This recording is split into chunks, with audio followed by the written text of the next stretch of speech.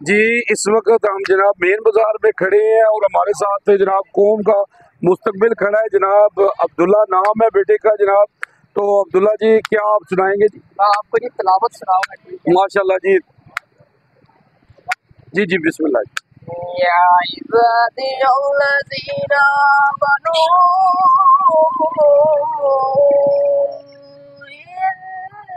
इन्ना अर्दी वसिअतुन फ़इय्या फ़अबुदून कुल्लु नफ्सिन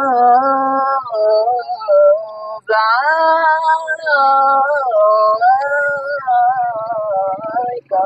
मौत बेशक कुल्लु नफ्सिन ज़ाइक़ातुल मौत